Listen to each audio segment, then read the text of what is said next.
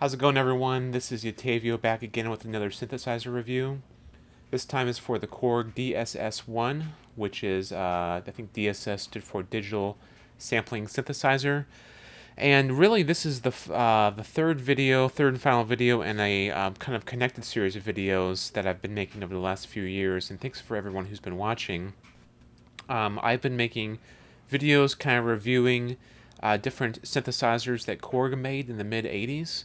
So I started with the DW8000, which is from I think 85. Then I went on to the Korg Poly 800, which I believe was from 83. And this one is the Korg, of course, DSS-1, which is from 86, which is coincidentally the same year I was born, so that's pretty cool. It's funny, I sort of grouped these things together in my mind because they were all in the mid 80s, roundabouts, had a lot to do with sort of 80s sounds of synthesizers in a lot of ways. But also, they kind of share a similar, I feel, aesthetic and philosophy. Although Korg was trying different things with different products, they definitely had a similar kind of setup in terms of how the synthesis portion worked. So I think they're connected in that way. Talking more about how they're connected, I'm actually going to use a Star Wars analogy. I was actually thinking about this more as I was preparing to make this video. The Poly 800 is kind of like Star Wars A New Hope. It was really exciting when it came out. It was popular. It had, through inventiveness, it kind of did some things that were totally new to the industry at the time. But there were some rough spots, a couple rough spots. Maybe the budget kind of left it to where it maybe wasn't as smooth as it potentially could have been, but still really cool and fun and interesting. And then you had the Korg DW8000, which in my mind is a lot like The Empire Strikes Back. It's probably the best one that they did. It's, I think, the only one that I'm probably going to keep.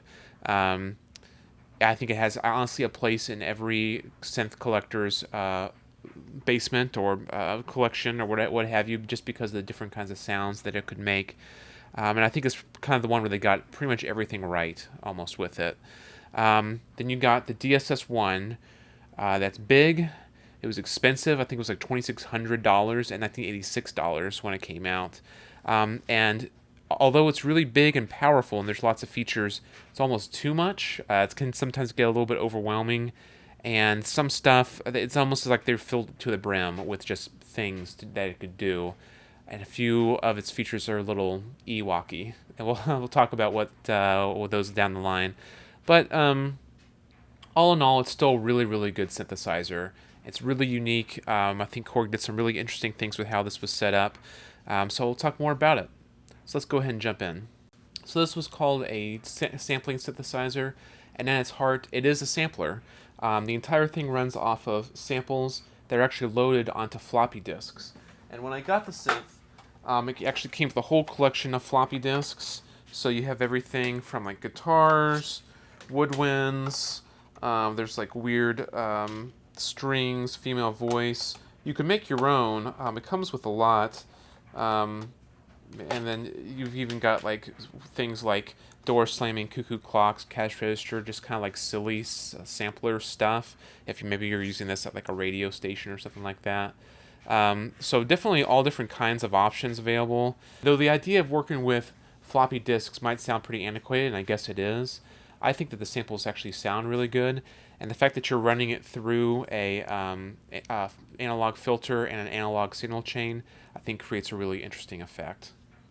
For the purposes of this video, I actually put in a disc that has samples from a lot of different vintage synthesizers, like Moogs, Oberheims, Rolands.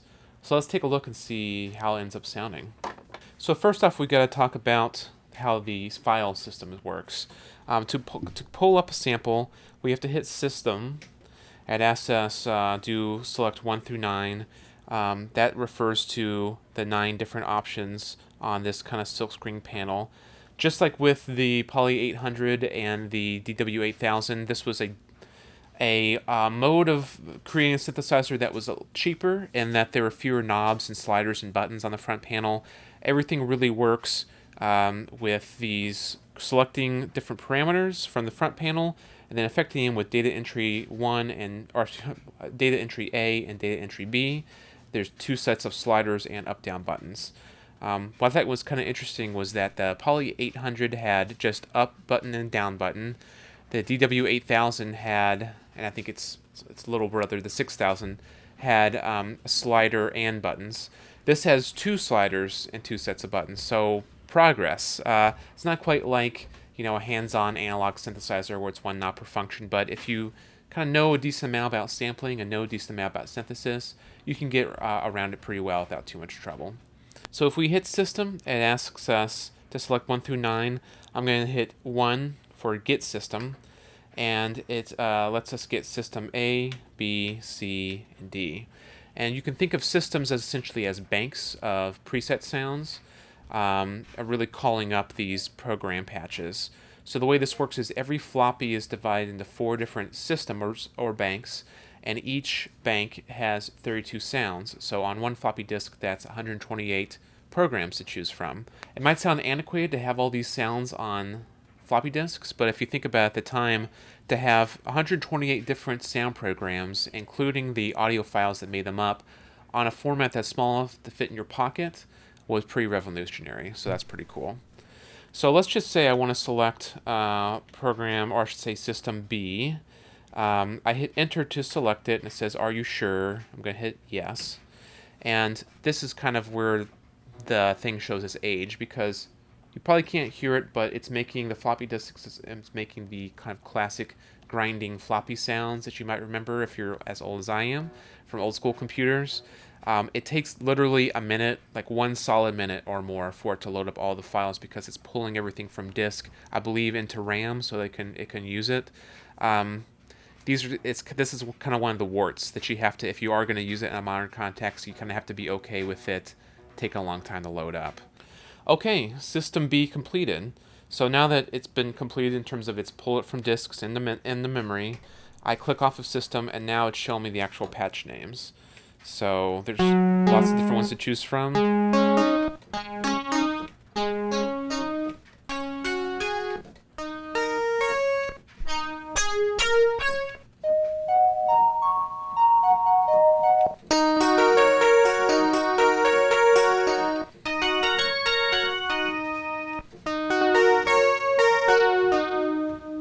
So there's all kinds of different ones to choose from, and because these are using samples, you can get wildly different sounds all on one disc.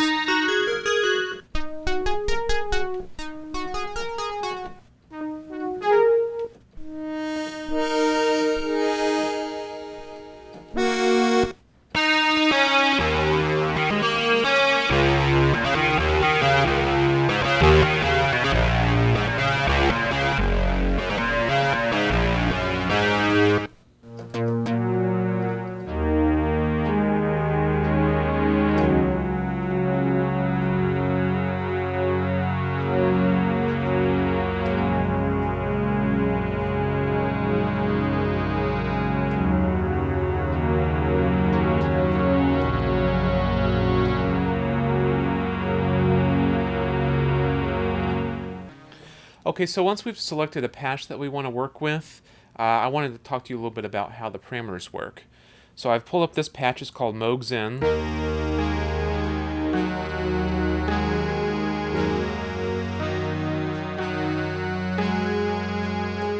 It's pretty rich sounding, so let's talk about how it's made up. When you hit Program Parameter, it allows you to select a list of parameters from this front panel, and of course each parameter is given a number that you can dial in with this keypad, much like how the DW8000 worked and how the Poly 800 worked. I will say that it's nice actually having digits 1 through 9 and 0, as opposed to, for some reason, 1 through 8, like the Poly 800 and the DW8000 had. Little thing, but like, why did it take so long? I don't know. Anyway, weird stuff. So let's start with the oscillators. We can, of course, just like with any synthesizer, we can control the octave that each oscillator is hitting.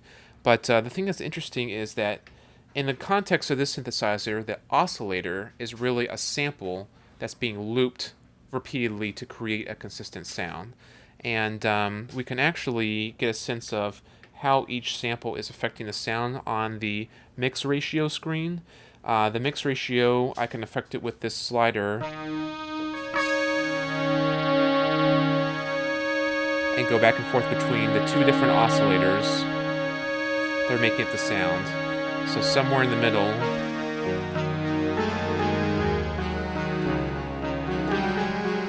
Sorry for my bad piano playing.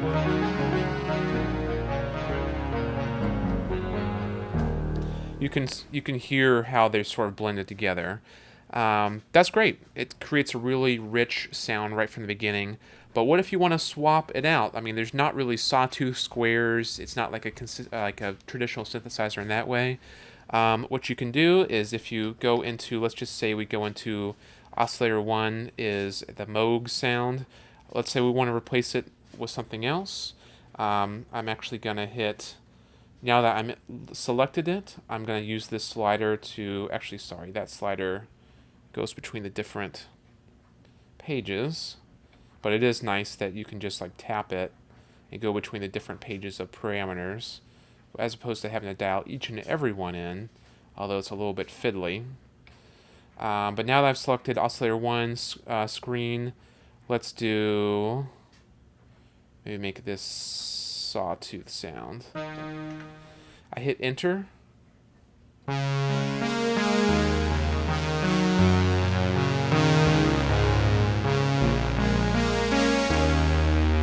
Now it's replaced all those Moog samples with this sawtooth sample, so it sounds a lot buzzier. We can sort of hear better how it's sounding if we put it all the way to 1.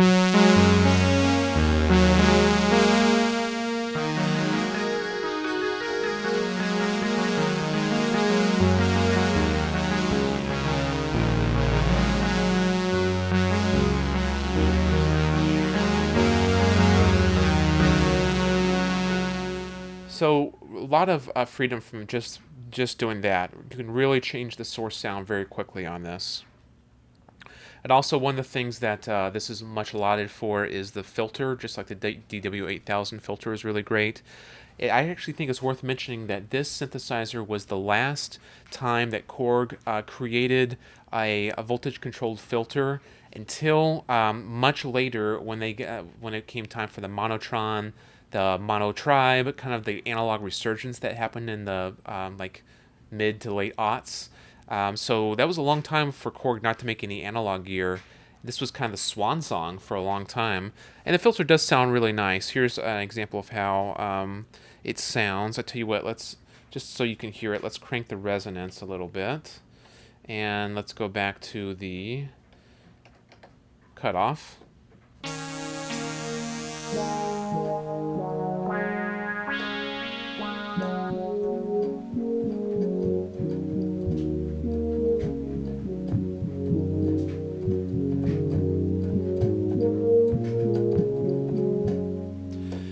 Really creamy, really great sounding.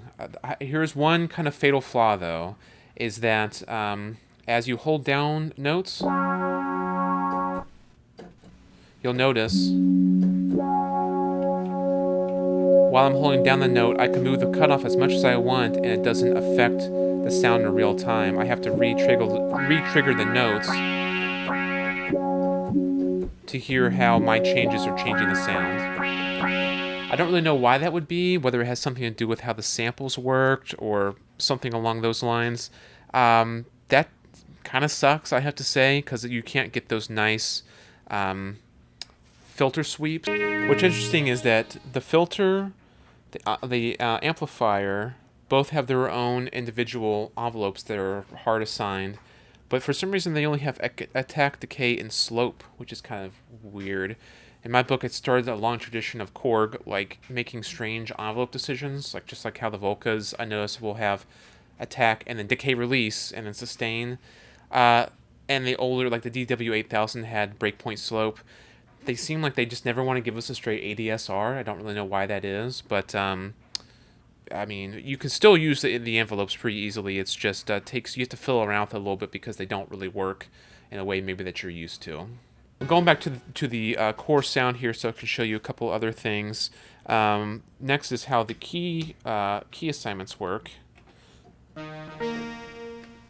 You'll see right now it's in poly 1. Just like with the DW8000, Poly 1 and Poly 2 just sort of affect how the 8 voices of polyphony work when you're sending multiple notes to the synth. But even more striking is when you go from polyphonic to unison, that stacks all the notes on, or I should say all the voices on top of each other.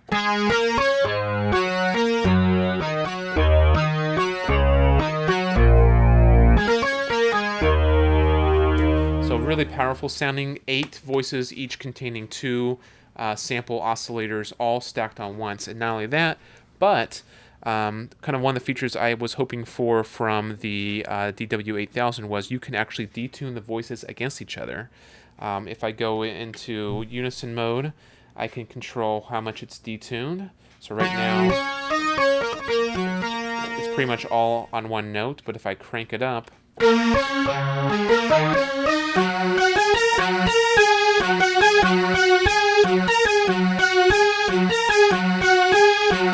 if you want to get like the super saw sound,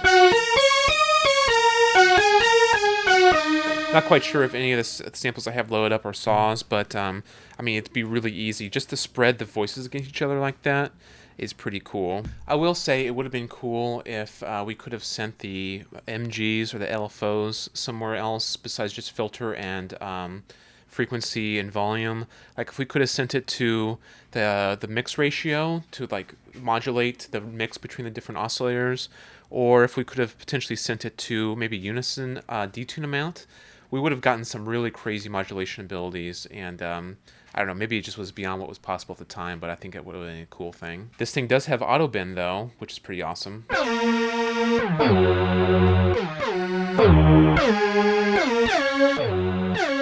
I've always loved that in the DW8000. I mean, you can have like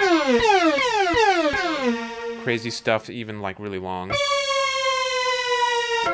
Or you can make it go up instead of down.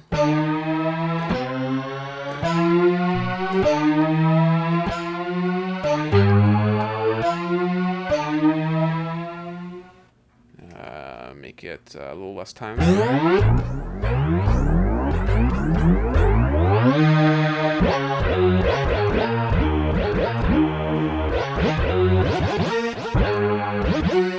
So you can do everything from kind of quicker sounds to insane modulated sounds. Speaking of insane sounds, let's talk about the 2 digital delay units that are in this thing. They can run, they're pretty cool because they can run in series or in parallel, and you can use actually LFOs to modulate the time to create weird chorusy effects, and I'll kind of run you through how those work right now.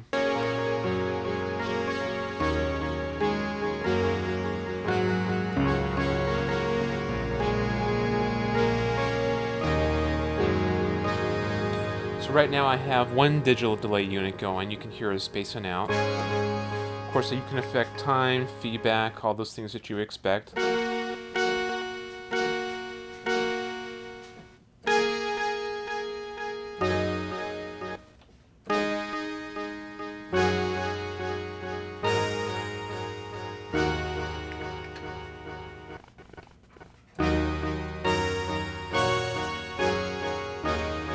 And even cooler is that you can send one of the 2 or both of the LFOs to modulate the time value, so it creates chorusy effects.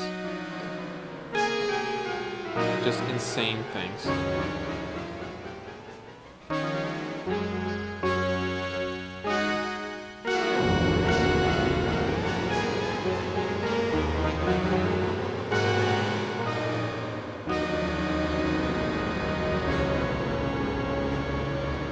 That's just one of the digital delay units. Let's look at the other one actually.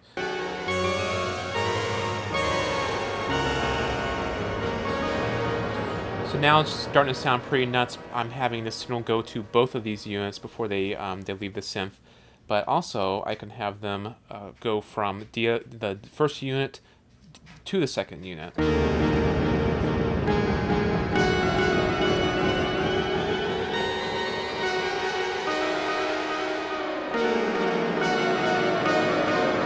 So I mean, this is an extreme example. You could the delays could be more subtle, But this just shows how kind of wacky you can make sounds and just spaced out and out there, which I love to do. Let's talk about some more ways you can make some interesting sounds with this thing.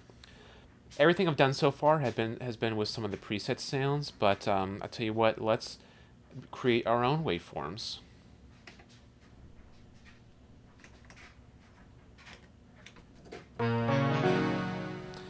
So we can create our own waveforms by hitting Create Waveform. It says select one or two. One is draw your own, two is harmonic synthesis. Let's start with draw a waveform. So if we hit 1, it says draw with slider A, which is over here. Obviously hit enter to start. So I'm going to do this kind of low and slow right now. You'll see the time going by, and the level kind of bar is showing how much I'm moving the slider. Now it's done. Basically what I just did is, if you can imagine rolling a piece of paper by you and you holding one pencil, making it go up and down until this roll of paper is done with, and then at the end that line that you made of paper going by looks like a line graph is going to be your waveform that you use to create sound. So let's hear how this sounds. I have no idea what it's going to sound like.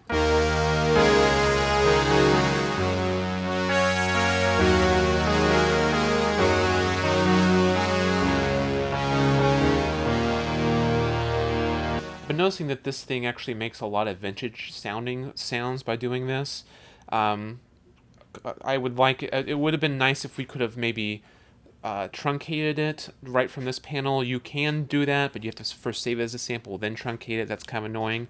But I think we need to focus on the good, which is it's a really easy way to just make really complex waveforms, and it's really just, it's organic, because, okay, let's say I want to retry it.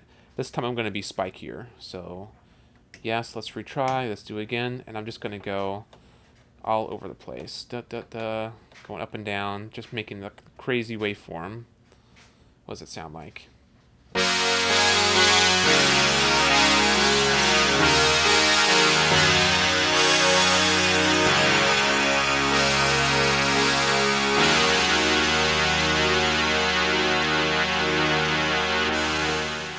So you can create really kind of spiky and metallic sounds too, at the same time that you're creating sort of vintagey sounds. It's just really interesting. It's a cool way to just play around with sound and see if you can create some ideas for patches.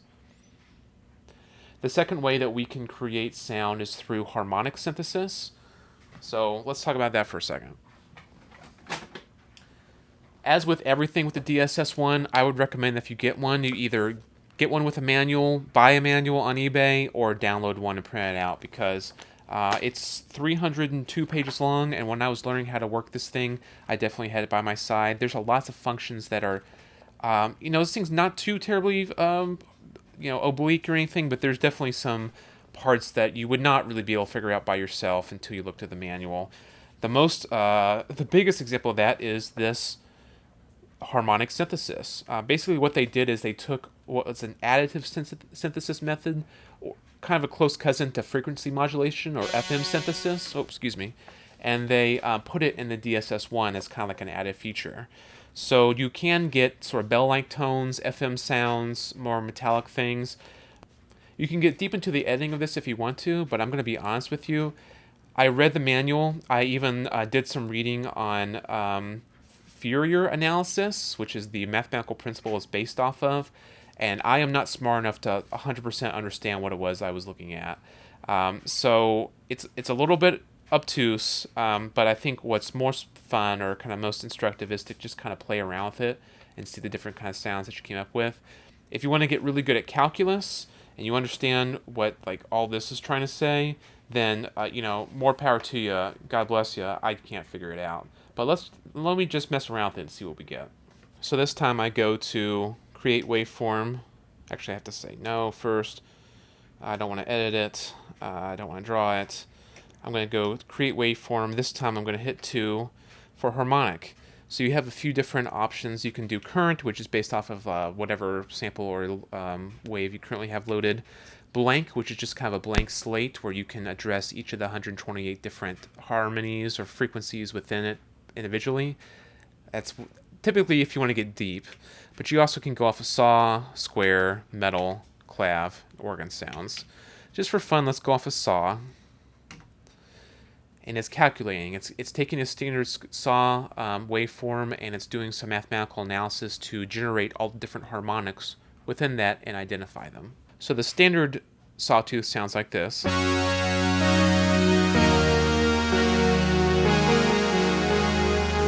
Which sounds pretty standard. I mean, it's just a digitally generated sawtooth signal going through the whole system here. But what you can do is you can, it's letting you choose with slider A, you can choose a harmonic, and with slider B, it lets you alter the level. And if I scan through the different harmonics from 1 all the way up, you'll see it starts at a really high level, and then it quickly goes down at a decreasing rate of kind of a exponential speed in the reverse. As I go up in harmonics, the level goes down, which is interesting because starts at a high level and exponentially kind of goes down. What does that sound like? A sawtooth, right? This is just basically like a mathematical analysis of all the harmonics possible in a sawtooth. Right now it's just the pure saw, but what you can do to make things sound more interesting is go in and mess with each individual harmonic within that saw. So let's say I want to go maybe about to 38 harmonic. Right now it's a level 6, which is pretty low, but I can crank it up. And if I hit enter, it recalculates. So it goes from sounding like to sounding like. It's going to calculate it. This.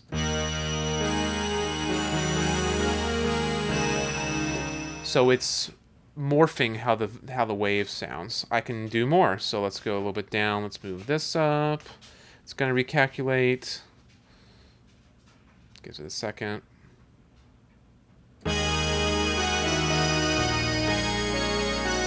Let's go to a higher harmonic, and let's change the level a lot there too. It's going to recalculate it.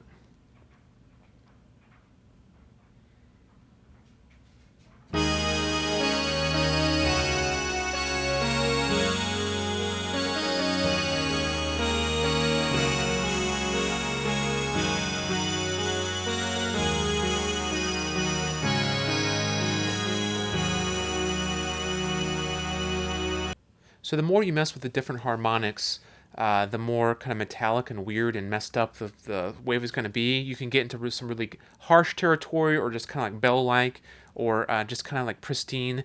You can get real close to even stuff in like a that you would hear in an FM synthesizer like DX7. It's not the exact same synthesis method, but it's cousin to it. And you can get, if you want to, deep into just messing with the harmonics and making just like wild sounds. So beyond creating your own waveforms and then creating additive synthesis waveforms, you can also use samples to create weird sounds, obviously. This is sampling synthesizer. Let's talk about sampling for a little bit. This was, at the time, pretty competitive in terms of its sample time, although it's less than 1 megabyte worth of storage. Those are the basic things you would expect to get out of any standard sampler of the time. You can also do interesting things like link samples, so take 2 different waveform samples and kind of mash them together so one plays, then the next plays. You can mix samples, morphing them on top of each other and creating really weird wave shapes. Very interesting. Here's what I will say. Does this have a role in today's studio? Maybe. All the stuff that it lets you do, I mean, you can have a lot of people back then used this as a basic sort of entry-level sampler because it could definitely compete with anything that was around at the time. So, I mean, there are people who loaded drum sets and drum kits onto this and played it like a drum machine. You could chop up a sample, like maybe MPC style if you really wanted to, although it's really not that fun. It's more probably designed for taking a sample and making an instrument out of it. So you could spread a sample over the entire keyboard, 61 keys, though that's not really recommended because if you've ever done that, one sample, when you stretch it too far high or too far low, tends to sound off just because we're asking too much of it. This thing does let you, the DSS-1 does let you take a sample and assign it to every octave up the keyboard so that each octave has its own sample it's working off of and it sounds much more natural. That, with combining samples and mixing them, these are all things that can be done today in programs like Contact for your PC or Mac that's a lot easier to work with, a lot faster. I mean, even to go in and edit something, like if I even just wanted to truncate it, I have to select the sample mode, I have to pull from memory, I have to select which sample I want to work with, and I have to then load it. I have to then go to each parameter. It's kind of laborious. It takes a while. I'm actually not even going to go into like exactly how to do it all here, just because it's not very interesting viewing. But so you can do it all on your computer today. Should anyone buy this today? Maybe. I mean, if you are have the time and kind of patience to work with your own samples, and then want to have the added bonus of being able to actually put them through a real analog filter and amplifier and sort of put them through crazy delays and have a piece of hardware that does that all, you can do that here. You can there's actually an audio import, so you can sample directly into this without having to go through any sound cards or anything like that, so that's cool. It has a big weighty sound, and what I think is actually one of its biggest selling points is because it can use samples from things like Roland Jupiters, Roland Junos, Oberheims, ARPs. You can sample really potentially anything you wanted to, and still send it through another really creamy, rich analog filter. So if you're after, I want the sound of a Roland Jupiter 8, and you don't want to pay however much they're going for, $13,000 for one right now, you can get a DSS-1 for $300 or $400 and get a sound that's really, really damn close for a tiny fraction of the cost. So in that way, I think it's actually something that deserves consideration if you're an analog fiend like I am. One note on the key bed. It seems as if they pretty much took the key bed direct from the DW8000 and put it in the DSS-1. It's the same kind of deal. A little clacky. Not the best one I've ever felt. Definitely not the worst. I've heard of people making improvements to it. We're putting felt on the contacts so it's less clacky. But I've also read horror stories where people broke these now 31-year-old pieces of plastic that are the keys. Probably not super recommended. Quite honestly, like I'm not a big cork sniffer when it comes to keybeds myself. I'm not very good at it. The keyboard's not my main instrument. If it bothers you that much, honestly, I'd rather, like, if I were you, I'd probably just buy a master controller if you don't have one already, rather than risking taking this thing apart because they can get a little fragile with age. There's lots of other functions available in the synthesizer, too much to go into in one video, although I do hope you still found this interesting and insightful. Please, if you are interested, or if you know more about the synth than I do, or if you have any questions or comments or anything to add, please put them in the comments below. Also, if you like these videos, please consider liking and subscribing. I really love doing these videos and kind of communicating with everyone out there who loves these machines as much as I do. Thanks again for watching. Hit me up if you have any questions. I hope you all keep rocking. Have a good one.